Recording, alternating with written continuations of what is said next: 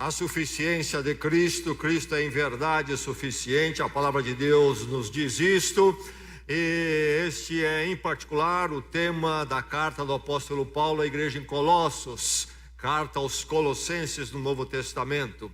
Vamos continuar pensando neste livro, vamos continuar pensando na suficiência de Cristo. Você trouxe a palavra de Deus? Espero que sim, viemos para ouvir a palavra de Deus e atentar para ela. Venha preparado, traga a sua palavra, a palavra de Deus nas suas mãos, para que possamos ouvir e com mais proveito receber a palavra. Colossenses, hoje nós vamos focar no capítulo 2, do verso 16 ao verso 23. Colossenses 2, 16 a 23. E antes de irmos ao texto desta noite, vamos recordar os dois versos que resumem bem o tema deste livro, a suficiência de Cristo. Esses dois versos estão no capítulo 2 ainda, versos 9 e 10, e vamos proclamá-los juntos, vamos juntos. Pois em Cristo habita corporalmente toda a plenitude da divindade, e por estarem nele, que é o cabeça de todo poder e autoridade, vocês receberam a plenitude. Falando então à igreja de Cristo, aos discípulos de Cristo, aqueles que já foram transformados por Cristo e vivem para Ele eternamente. Muito bem, recordando um pouco antes dos nossos versos para esta noite, para lembrarmos o contexto todo aqui, o início desta carta, livro, no capítulo 1, versos 1 e 2, nos apresenta tanto o remetente, ou o autor, como também o destinatário. Verso 1, o autor ou o remetente desta carta, livro, diz o quê? Paulo, apóstolo de Cristo Jesus, pela vontade de Deus. Então aí está, uma carta apostólica. A igreja de Jesus Cristo é construída em cima da verdade dos apóstolos estabelecidos por Cristo. E aqui está então uma carta de um apóstolo, autoridade sobre a fé, a verdade de Deus em Cristo. Verso 2, o destinatário: aos santos e fiéis, irmãos em Cristo que estão em Colossos. Então, aos cristãos de Colossos é que esta carta é dirigida, são aqueles irmãos em Cristo que estão em Colossos. Nesta noite, a palavra de Deus vem aos irmãos em Cristo que estão em Bragança. É importante e fundamental que então os de Bragança recebam a palavra nesta noite. No capítulo 1 ainda, recordemos a verdade maravilhosa dos versos 12 a 14. Aliás, vamos ao verso 13. Falando da obra de Deus em Cristo. Ele nos resgatou, verso 13, ele nos resgatou do domínio das trevas e nos transportou para o reino do seu Filho amado, em quem temos a redenção, o resgate, a saber, o perdão dos pecados. No capítulo 2, o verso 14 diz, aliás, o fim do verso 13, ele nos perdoou todas as transgressões e cancelou a escrita de dívida, que consistia em ordenanças, coisas a cumprir, e que nos era contrária. Ele a removeu pregando-a na cruz, e tendo despojado os poderes e autoridades, fez deles um espetáculo público, triunfando sobre eles na cruz. Então aí está a grande obra de Deus em Cristo no seu sacrifício na cruz. Uma vitória, um espetáculo de triunfo sobre todos os poderes das trevas, que são até supra-humanos, espirituais, mas que manejam este mundo e as pessoas. Ele triunfou, e aquele que está nele, diz aqui, então está nesse triunfo, porque Cristo pagou tudo na cruz, cancelou a dívida, removeu, perdoou as transgressões. Tremenda obra. É aí, então, depois disso, é que vem o verso 16 com um portanto, como primeira palavra. Portanto, diante desta obra, portanto, segue-se, se conclui. Logicamente se dá o seguinte, portanto, vamos ler o verso 16 e vamos até o verso 23, a palavra do Senhor que o encontra nesse momento da sua vida na direção da eternidade. E Deus então aplica a sua palavra ao seu coração, e que o seu coração agora, preparado pelo Espírito Santo, receba a palavra com alegria. Portanto, não permitam que ninguém os julgue pelo que vocês comem ou bebem, ou com relação a alguma festividade religiosa, ou a celebração das luas novas, ou dos dias de sábado. Estas coisas são sombras do que haveria de vir. A realidade, porém, encontra-se em Cristo. Não permitam que ninguém que tenha prazer numa falsa humildade e na adoração de anjos os impeça de alcançar o prêmio. Tal pessoa conta detalhadamente suas visões e sua mente carnal a torna orgulhosa. Trata-se de alguém que não está unido à cabeça, a partir da qual todo o corpo, sustentado e unido por seus ligamentos e juntas, efetua o crescimento dado por Deus. Já que vocês morreram com Cristo para os princípios elementares deste mundo, por que, como se ainda pertencessem a Ele, vocês se submetem a regras? Não manuseie, não prove, não toque. Todas essas coisas estão destinadas a perecer pelo uso, pois se baseiam em mandamentos e ensinos humanos.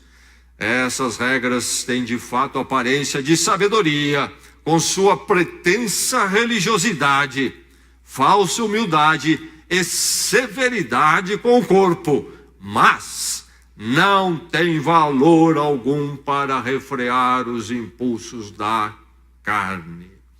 Uma parte ainda do texto, mais uma vez, para a fixação na sua mente, bênção na sua vida então. Verso 16, portanto, não permita que ninguém os julgue pelo que vocês comem ou bebem, ou com relação a alguma festividade religiosa, ou a celebração das luas novas, ou dos dias de sábado. Estas coisas são sombras do que haveria de vir. A realidade, porém, encontra-se em Cristo. Não permitam que ninguém que tenha prazer numa falsa humildade e na adoração de anjos os impeça de alcançar o prêmio. Tal pessoa conta detalhadamente suas visões e sua mente carnal a torna orgulhosa. Trata-se de alguém que não está unido à cabeça, Cristo, a partir da qual todo o corpo, sustentado e unido por seus ligamentos e juntas, efetua o crescimento dado por Deus. Crescimento dado por Deus. 13 de maio de 1888 foi proclamada a Lei Áurea, abolição da escravatura no Brasil. Aprendemos isto na escola. Até então, no Brasil, se praticava a escravidão de pessoas trazidas da África. E depois de muita luta e caminhada no país, chega o dia quando é proclamada a libertação dos escravos nessa situação. Muitos trabalhando na cidade, mas muitos em fazendas. Grande dia. Mas um tanto quanto ofuscado. Porque aí estavam essas pessoas trazidas de outro continente e diretamente colocadas na sua condição, na sua limitação, em trabalho forçado, subjugadas, sem nenhuma iniciativa própria. E de repente é dito a elas: vocês estão livres, podem ir. Ir para onde? Ir para o quê? Só sei fazer isso e só tenho esse lugar. Talvez moro aqui na senzala, talvez moro numa choupana ou num porão de uma casa, mas é a minha casa, é o que eu tenho. Vou para onde? Para a rua? Muito pior. Vou fazer o quê? Só sei fazer isto, não aprendi nenhuma outra atividade. Não há nenhuma garantia de que vão me pagar um salário. Não houve toda uma preparação do país para a condição dessas pessoas que agora, de repente, tinham uma liberdade. E os estudiosos nos dizem, claro que aí há linhas ideológicas, temos que tomar todo cuidado, mas é fato que isto trouxe consequências graves para a constituição social do país e que deixou, então, reflexos por décadas e vemos até hoje alguns reflexos disto. Enfim, muitos permaneceram onde estavam e a condição não foi muito diferente. Livres de volta praticamente à escravidão. A advertência da palavra de Deus para você, discípulo de Jesus Cristo, é nessa direção. O perigo de ir para a liberdade e recuar à escravidão. É preciso tomar cuidado. Por isso que o apóstolo Paulo escreve esta carta aos Colossenses, às igrejas da região. Depois ele diz no final, na verdade, a carta apostólica para toda a igreja de Jesus Cristo, à volta do mundo, à volta ao longo da história, para nós aqui nesta noite, para você. E se você nesta noite ainda não está livre em Cristo, não teve um encontro com Deus em Cristo, nesta noite você vai aprender sobre esta liberdade na qual você deve e pode permanecer para todo sempre, eternamente. A palavra de Deus vem ao seu coração, à sua vida aqui, igreja, nesta noite, você, salvo por Jesus Cristo, discípulo de Jesus Cristo, filho de Deus em Cristo, dizendo, permaneça livre em Cristo. Permaneça livre em Cristo. Aliás, os entendidos nos alertam que liberdade é algo que precisa ser cuidada e vigiada todos os dias ou se perde. Entendidos na área político-social. Nós pensamos que porque, por exemplo, se vive num país mais livre, podemos entrar em ponto morto e vai ficar sempre assim. Não! Sempre surgem forças querendo tirar a liberdade. Se não houver um vigiar e resistir dos cidadãos, vêm logo poderes querendo escravizá-los, colocá-los debaixo de poder maior. É preciso então vigiar para não se perder a liberdade social, política. Mas isso também é verdade em relação, segundo o que o apóstolo Paulo coloca aqui, à fé em Cristo, a vida em Cristo. É preciso vigiar, zelar por esta liberdade. Então, Paulo escreve a eles lá.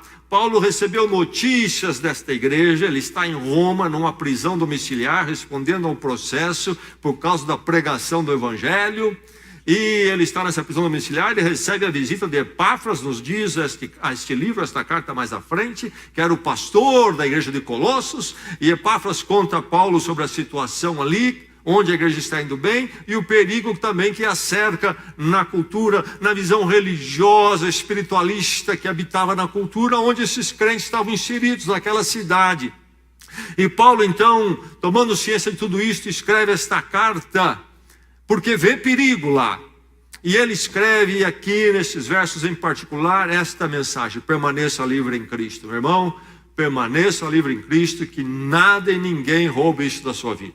Mas vigie, porque o subterfúgio maligno é sutil, é fácil de se comprometer. E muito do que nós chamamos hoje de mundo evangélico, eu coloco entre aspas, porque isso precisa de muita qualificação, grande parte, na verdade, é algo que não atende estes versos. Evangélico, mas comprometido com aquilo que não é a liberdade em Cristo plena. Permaneça livre em Cristo. Você está livre em Cristo? Você está livre em Cristo? Permaneça livre. Rejeite recursos além Cristo. Você me ouviu? rejeite recursos além Cristo. No contexto cultural religioso onde esses irmãos estavam inseridos, nós estamos inseridos num dado contexto cultural que tem uma visão religiosa. Aí está a cabeça das pessoas, tem a mídia dissemina, etc. E é algo parecido com o que eles viviam naqueles dias. Uma visão espiritualista, não eram materialistas, entendiam que havia um lado espiritual no ser humano, e eles tinham uma abordagem de evolução espiritualista, uma direção à perfeição através de certas técnicas, recursos, algumas liturgias, alguns conhecimentos esotéricos, alguns objetos, algumas celebrações. E eles eram sincretistas, isto é, eles tentavam puxar um pouco de cada religião e adaptar e encaixar alguns dados, alguns aspectos da religião que chegavam ao meio deles, adaptar a esta visão deles, não permanecendo a essas coisas fiéis à religião de onde vinham. Eles haviam feito isto com o judaísmo, que havia chegado lá também. Sabemos que nessa cidade, que não ficava então em Israel, ficava na Ásia Menor, hoje a Turquia.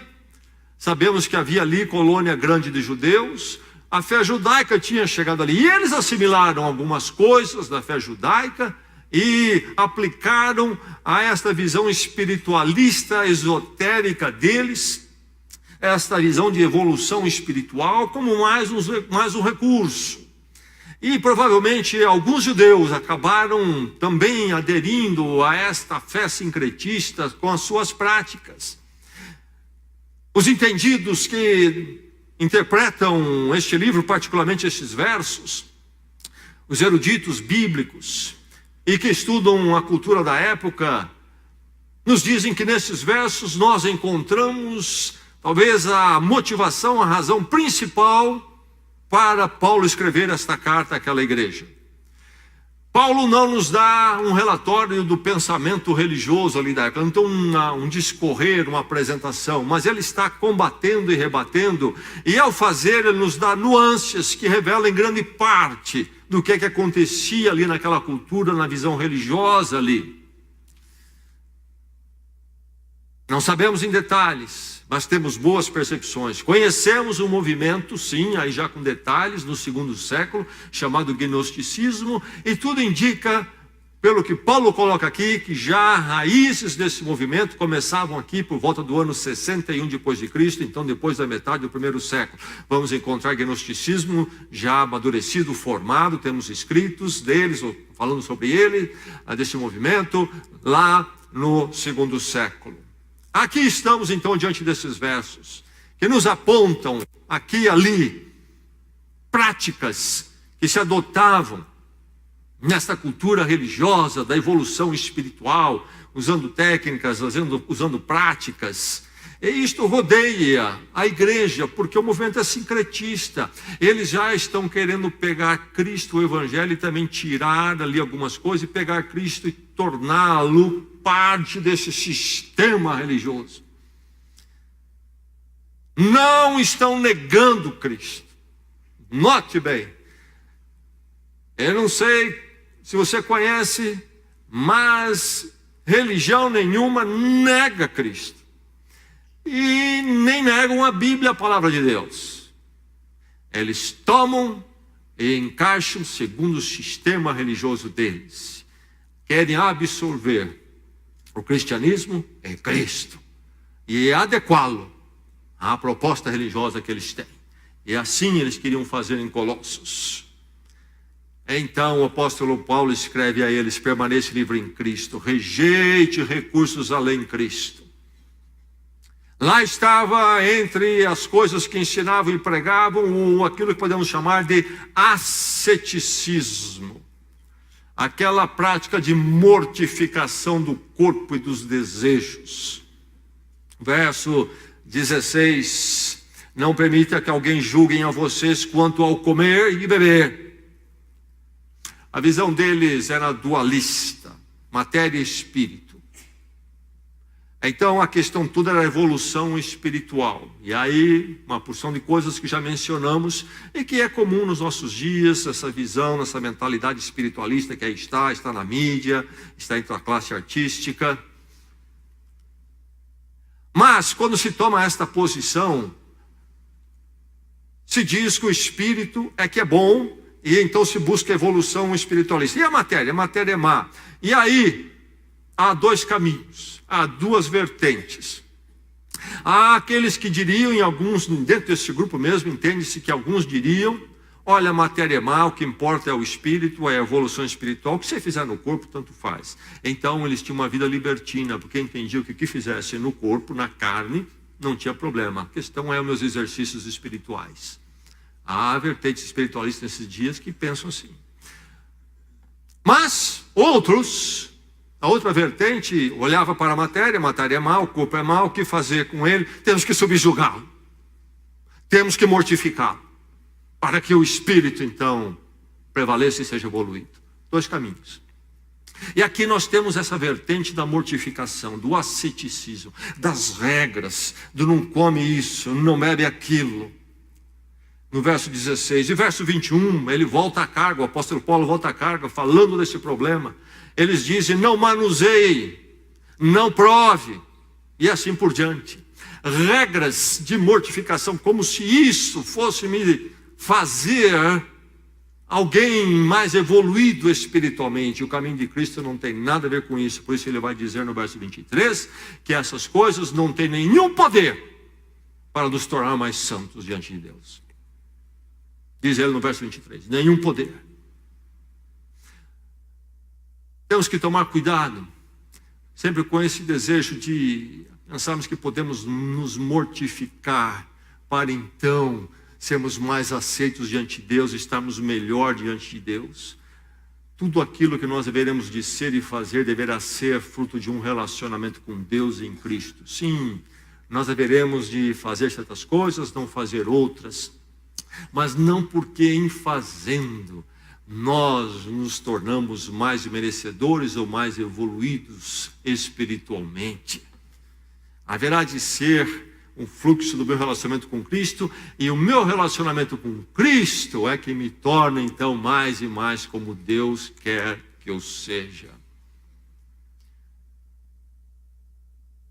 Temos que tomar cuidado nos nossos dias com aqueles que vêm nos ensinar estes legalismos ascéticos como forma de mortificar.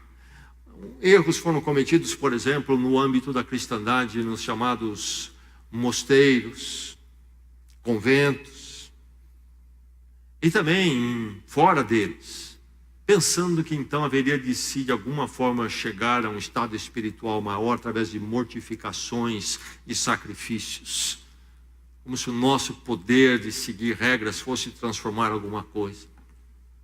Temos que tomar cuidado com as versões seculares que acontecem no nosso dia. Nós temos, por exemplo, poderia citar outros, mas deixa eu dar alguns exemplos aqui. Eu espero ser claro para não ganhar nenhum inimigo aqui nesta noite desnecessariamente. Por exemplo, é uma onda vegetariana como nunca se viu antes. E alguns diriam entre nós: isso é radical, não? Como que eu vou dispensar o meu bife? Mas há aqueles que não somente são vegetarianos, mas têm os veganos. Aí a coisa é mais radical ainda. Perigo. Não vou debater nesta noite o caminho da saúde aqui, se é essa a questão. Isso vamos debater no âmbito da medicina, e tem aí informações suficientes para o esclarecido. A verdade é que o ser humano sempre alimentou de todas as coisas, precisamos sim moderação. Relacionando com Deus em Cristo, nós aprendemos a moderação. Enfim, deixamos essa questão. Deixe-me dizer um outro aspecto que é muito sutil, cruzar-se a linha. Há uma linha tênue, fácil de cruzar. Eu tenho receio, e eu entendo, em alguns crentes, mas eu tenho convicção que no mundo secular, essa busca dessas coisas têm uma função que, no nosso linguajar cristão bíblico, denominaríamos de redentivas. Eu sou vegetariano. Não como animais por isso, por aquilo. Há um sentido de alcançar algum tipo de paz, conforto espiritual, embutido por detrás. E a linha é sutil. Como eu disse, deixando o âmbito nutricionista, médico, é fácil essa linha ser cruzada. Eu creio que o mundo hoje, quando busca essas coisas, grande parte estão buscando redenção. Redenção que diz a palavra aqui, a saber, nossa redenção, o perdão dos pecados. Redenção é em Cristo, não é no alimento. Não encoste paz, ou busque paz em nutrição. Não é aí. É em Cristo. É em Cristo. Um alerta. Poderia ir mais longe. Então temos as versões diretamente religiosas de asceticismo e temos as versões sutis e seculares. Rejeite recursos além de Cristo. Se haverá de haver uma paz, se eu me tornarei justo, não será por asceticismo em nenhuma forma. Será em Cristo Jesus, que morreu a minha morte para o meu resgate dos meus pecados. Rejeite recursos além de Cristo. O ritualismo. Toda a religião vem com ritualismo. Ele fala sobre os dias, o sábado e as festividades, no verso 16. Queriam impor esses ritualismos. Entendemos que eles tinham obtido isso do judaísmo. Ritualismos que se tornam em si métodos, meios, mecanismos para evolução espiritual. Eu guardo esse dia, guardo aquele dia, por isso eu estou ascendendo mais na dimensão espiritual. Então eles passam também a ser redentivos. Festas, celebrações, cumprir cerimônias, retiros esotéricos nos nossos dias e outras coisas mais. Rejeite recursos além Cristo, para permanecer livre em Cristo. Nada de ritualismo, basear-se no ritualismo. Visões, a questão das visões, e ele fala que esse pessoal das visões, no verso 16, aliás, no verso 18, é o pessoal da falsa humildade. Começavam com uma aparência de humildes, como se estivessem buscando então uma transcendência com essa humildade. Começa a se mostrar humilde, religioso, para alcançar um estado de visões. Essas revelações esotéricas na mediunidade. Tome muito cuidado quando pessoas dizem que têm contato com o mundo espiritual. E nós temos isto no mundo fora do Evangelho, fora da verdade das Escrituras, em outras religiões. Nós temos que tomar cuidado com isso também no âmbito da chamada mundo evangélico. Hoje, como eu disse, é um mundo complicado e que precisa de qualificações. O apóstolo Paulo fala de como essas pessoas vêm com uma pretensa humildade e se tornam orgulhosas. Esta ideia de que eu tenho visões, se eu consigo entrar em algum contato com poderes espirituais que você não consegue, eles me revelam e aí eu passo para você o que é. E isto tem que tomar muito cuidado, entre outras coisas, inclusive no meio evangélico, porque é um grande meio de manipulação. Você começa a crer que eu recebo visões, tenho contatos especiais com o mundo espiritual e até com a ideia do Espírito Santo, e eu começo a ter um poder de manipular. Aí nessa semana conversávamos sobre isto, sobre uma experiência dolorosa, onde isso é feito, num dado local. E como funciona esse poder de controle das pessoas com esse jogo todo. Mas enfim, esta espiritualidade de visões, muito cuidado. Olhe para a palavra de Deus.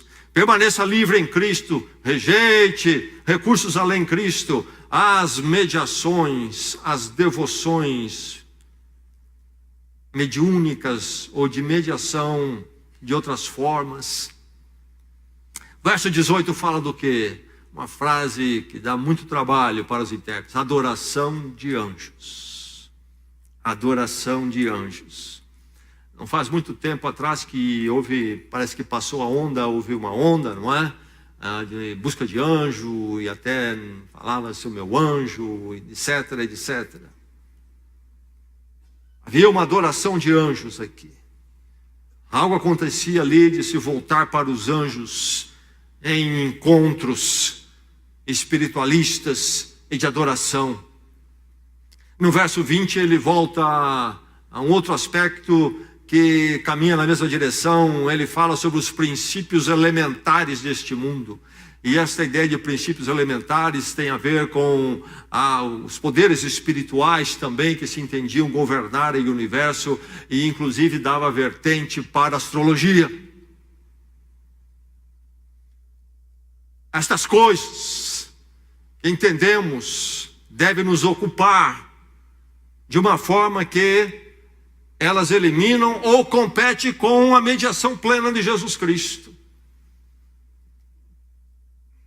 Temos a onda do cristal, do floral, temos o guru da esquina, temos o guru da Índia, temos um espírito da mediunidade. São mediações, devoções, quando isto deveria ser dedicado somente a Cristo. Essa é a questão do apóstolo Paulo. Mas temos que tomar cuidado, inclusive, dentro do campo da fé cristã e das Escrituras. Poderia Paulo ser um dos meus mediadores, por exemplo? Está aqui, estamos ouvindo Paulo nesta noite, o apóstolo. Por que não também ele ser aí um mediador meu? Não, quando você lê Paulo escrevendo, o que ele está dizendo? Não venham a mim, vão a Cristo. Vão a Cristo, não venham a mim. Não sou eu, é Cristo.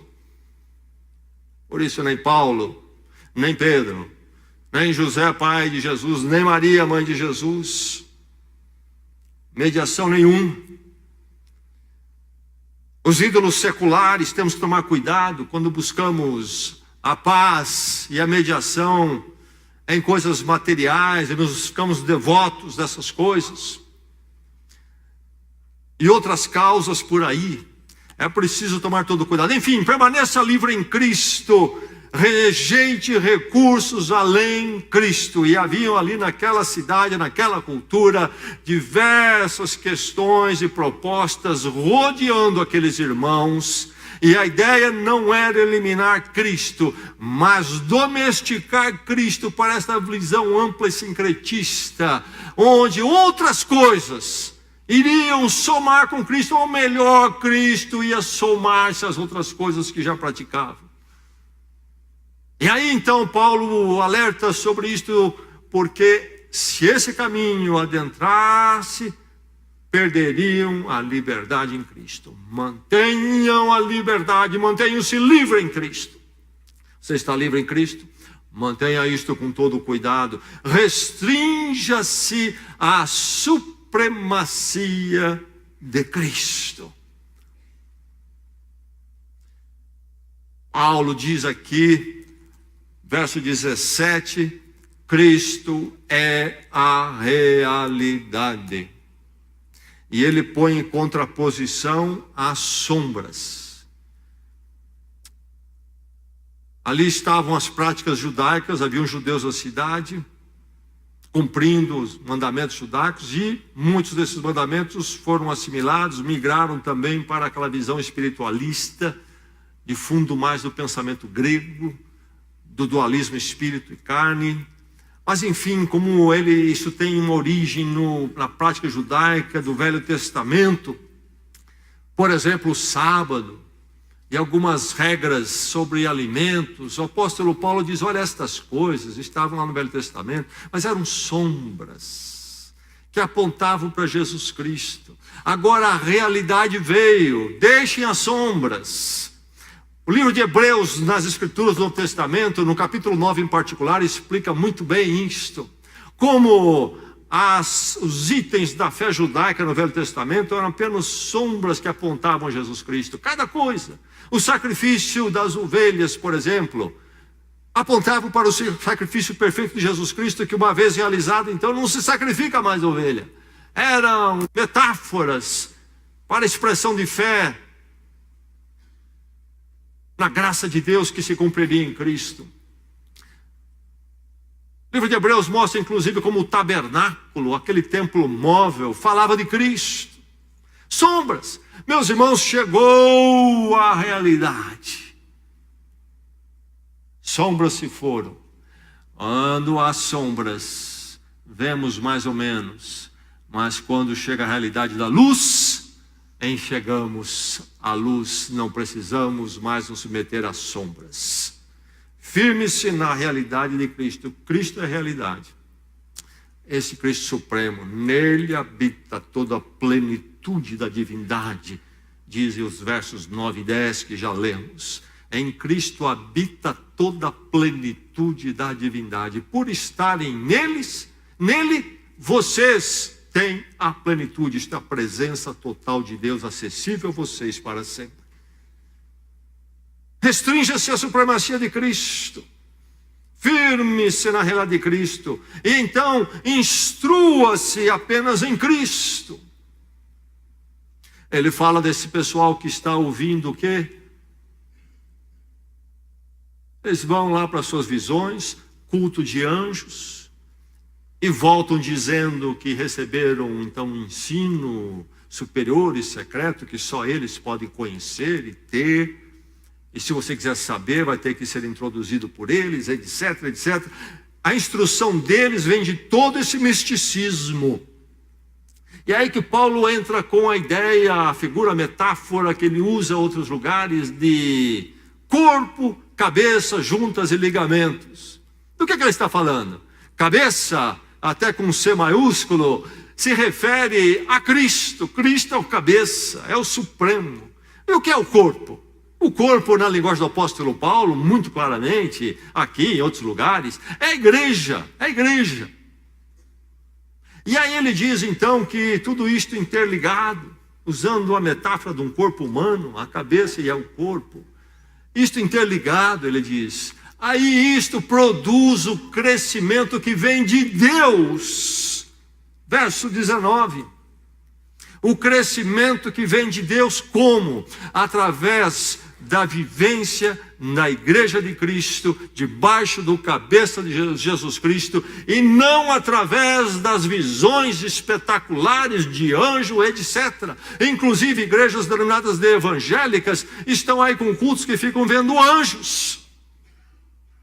Meu irmão, você não precisa ver anjo, porque se vier um anjo, ele não vai poder falar nada do que você está ouvindo nesta noite na palavra de Deus. Não vai poder acrescentar nada. O crescimento vem da vivência na igreja, na palavra, isto é debaixo da cabeça de Jesus Cristo. Deus dá o crescimento, diz ele nesse verso, através desta realidade e vivência que ele estabeleceu. Não é com a especulação espiritualista, sensacionalista, visionária. É na realidade do viver a igreja, o evangelho, debaixo de Cristo. Aí vem aquele crescimento. Estão buscando evolução espiritual? Está dizendo Paulo? Vocês estão querendo evolução espiritualista? Deixa eu dizer para vocês a verdadeira, como é que é. Na igreja de Jesus Cristo, debaixo do cabeça Cristo. Restrinja-se à supremacia de Cristo, à realidade. A instrução, então, que vem só da vivência com Ele enquanto igreja. Restrinja-se à supremacia de Cristo. Viva em Cristo, morto para as potestades. Interessante essa colocação. Viva em Cristo. Espero que eu não esteja confundindo você demais. Viva em Cristo, morto para as potestades. Viva e morto ao mesmo tempo? Sim, sim. Vocês morreram para os princípios elementares. E já falei que esses princípios elementares, aliás, essa é uma palavra interessante. O primeiro sentido dela, quando começou a usar, se falava-se tipo das primeiras letras do alfabeto, como em português ABC. Depois foi aplicado para os princípios básicos da discussão filosófica, metafísico. E depois, então, a ideia de que há forças espirituais comandando as coisas, inclusive dando fundamento para a astrologia, como eu já disse. Enfim, vocês morreram para esse domínio espiritual. Sim, Paulo não está negando que existe isto. O mundo se move pelas ações humanas, sim, mas é visível que o mal tem uma inteligência que mexe a humanidade, guiado com uma inteligência supra-humana, muita força e artimanha. De onde vem essa onda decadente que nós temos nos nossos dias, que contamina tudo e a todos? De onde vem isso? Não tem ninguém sentado num lugar, dono da situação e ditando isto. Quem está comandando isto? Essa hegemonia de um movimento decadente moral e para longe de Deus. O mal é real. E é inteligente. Potestades, autoridades espirituais. Mas o apóstolo Paulo diz: vocês morreram para os princípios elementares. E essa expressão para os, a ideia, vocês morreram para fora deles. Então não é que vocês estão mortos, ele fala do morto em Cristo, sim, a outra ideia, porque ali sim Cristo morreu, a minha morte, a minha culpa, etc, foi pago a pena real, então eu morri com ele, aí que eu tenho perdão, encontro com Deus para sempre, porque tudo foi pago nele numa morte real. Mas aqui ele está falando de uma outra morte figurativamente, mas que é consequência daquela outra, que é a morte real de Cristo. Nós morremos para fora, para longe. Essa ideia, a preposição tem esta ideia, esta força no original, para os princípios, para longe deles, para fora deles. Morrer nesse sentido, isto é, vocês estavam debaixo deles, vocês caíram fora, não vivem mais para eles, escaparam pelo lado lá de alguma forma. Viva em Cristo, morto para as potestades. Crentes por aí, aplacando demônios, maldições, comprando liberdade de potestades com dízimos. Para com isso, meu irmão. Cristo já te libertou. Não se consegue liberdade com nenhum ato humano. Somente a cruz de Jesus Cristo podia nos arrancar dessa miséria do diabo. E nos arrancou. Louvado seja o Senhor. Morreram para os princípios elementares. Vocês, completa ele no verso 20, pertencem a ele, Jesus Cristo. Jesus diz em João 10, vocês estão na minha mão, ninguém pode arrancar. Ninguém pode arrancar. Pastor, não tem uma maldição na minha vida para quebrar. Não tem, irmão. Cristo quebrou todas. Todas. E se ele não conseguiu quebrar com a morte dele na cruz, você com essa obrinha sua não vai quebrar nunca. O diabo vai dançar em cima de você. Restrinja-se a supremacia de Cristo. Quem tem Cristo não precisa de mais nada. E se Cristo não for suficiente, estamos perdidos, porque se ele não é suficiente, a obra dele não é suficiente, meu irmão, minha irmã, o que será suficiente?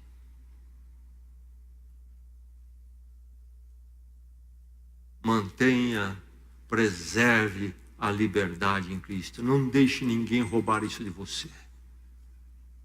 Não deixe ninguém roubar de você. Nenhum outro recurso que vem, não para negar Cristo, para ser adicionado, nenhum. Restrinja-se, aceite somente Cristo, Cristo Supremo. Só isto. Mantenha-se livre em Cristo. E nele, meu irmão, temos a liberdade de todo o mal. Uma liberdade tal, quando nós ouvimos a voz dele e caminhamos com ele, que nenhum asceticismo, regras pode construir. Vencemos o mal e o pecado de uma outra forma, num relacionamento de amor com ele, ouvindo a voz dele.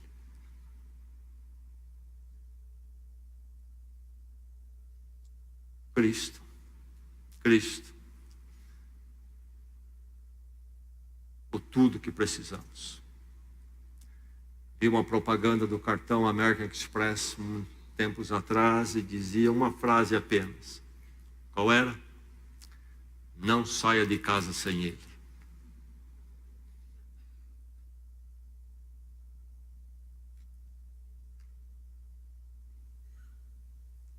Deixe-me dizer algo aqui. Meu irmão, nunca saia de casa e nem fique em casa sem ele, Jesus Cristo. E você terá tudo o que é preciso. Ele o libertou para todo sempre. Você é do Senhor hoje e até naquele dia na glória. Vamos orar?